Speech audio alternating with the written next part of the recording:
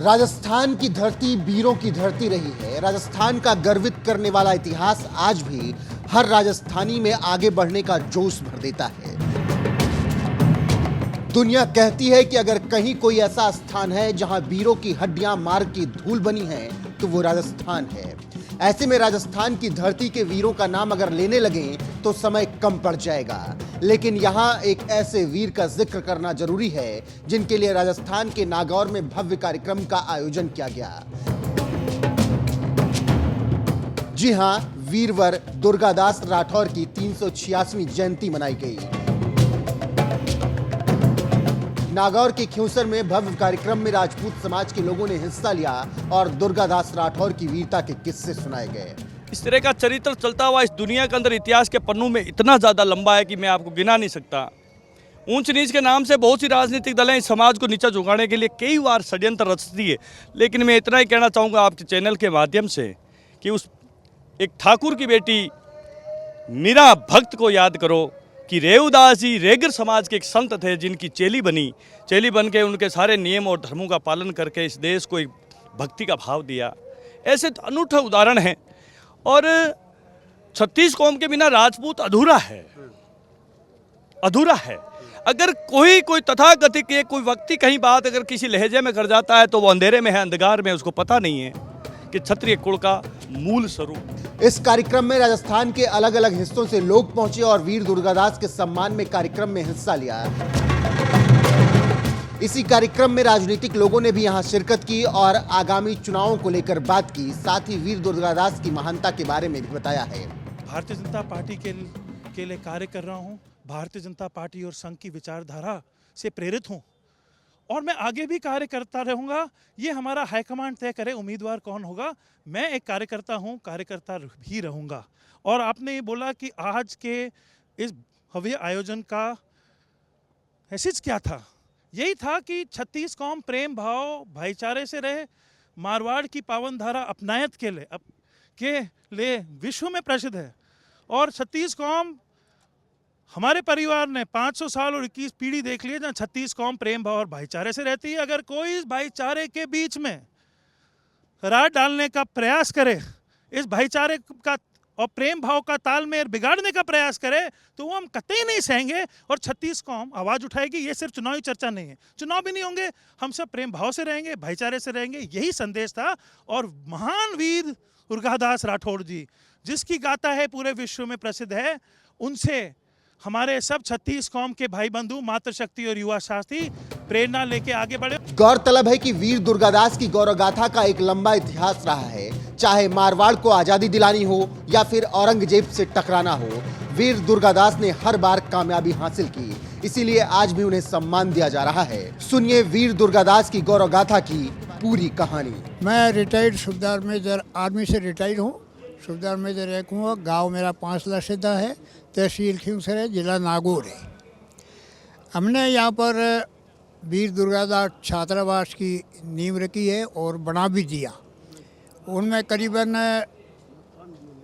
28 कमरा है, 2 बड़े हॉल है 32 बाई 50 के, और 5 हॉल अंडरग्राउंड है, 2 बड़े बाथरूम है और एक पॉल है। सामने नागनेश्वर मंदिर की जगह है, अभी बढ़िया नहीं है, बाकी पड़ा है। अब हमने यहाँ गांव से जो चंदा किया है वो करीबन 2 करोड़ 33 लाख तक किया है।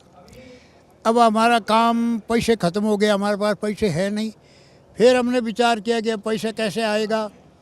फिर कमेटी ने विचार किया कि चलो दुर्गादास जी जयंती भी आएगी और इस मौके जयंती रखें। तो जयंती उपलक्ष्य में बोमा शाह ने बुलावा और बोमा शाह पर मदद करी। ऐसे करके कार्यक्रम हमने शुरू किया। इनमें कमेटी में हम 11 मेंबर है। राजा साहब तो सारेक्शन है और Rugnath Singh deputy commander retired है BSF, वो अध्यक्ष है। और बोदास का जबर सिंह है, वो है उपाध्यक्ष। और उमेश सिंह खिंवसर है, ये है सचिव। और कोष अध्यक्ष हूँ मैं, हरी सिंह। वीर दुर्गादास जी राठौर के बारे में कुछ आप बताएं। हाँ, वीर दुर्गादास जी राठौर जो सालवा गांव है वहाँ पर इनका जन्म हुआ है और उनका पिताजी का नाम है आशकर्ण जी। और साल में एक कहानी चलती है कि सांडिया चराने वाला वहाँ आ गया और दुर्गादास जी ने खेत में वे सांडिया बढ़ गई। जरा उन्होंने मना किया, भाई सांडिया यहाँ मत चराओ। तो उन्होंने कहा कि ये तो दौड़े ढूंढे वाले की है। तो फिर दोबारा आएगी तो फिर उनको बोला, तो उन्होंने ये दौड़ा ढूंढा बताने के बाद दुर्गादास जी आएगी तलवार लेकर लगा तो सांड का गर्दन काट दिया। घाट के दिन बाद जाकर रिपोर्ट दरबार को लगी और वहाँ पर इनको बुलाया गया और यहाँ पूछा गया दरबार की, भाई आपने ये कैसे कर दिया? बोला सांड लाओ एक दौर। वह सांड ही मंगाई और इन्होंने तलवार निकाला, उसका भी गर्दन काट दिया। बोला ऐसा किया। तो दरबार देखा ये तो बहुत वीर आदमी है। उन्होंने बोला कि ठीक है, इनको हम जोधपुर या राजघराने में अपने पास ही रखेंगे।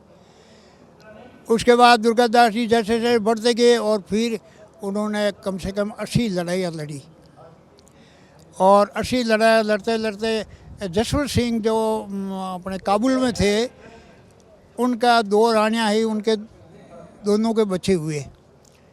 जसवंत सिंह खत्म होगा, जोधपुर दरबार जगह खाली होगी।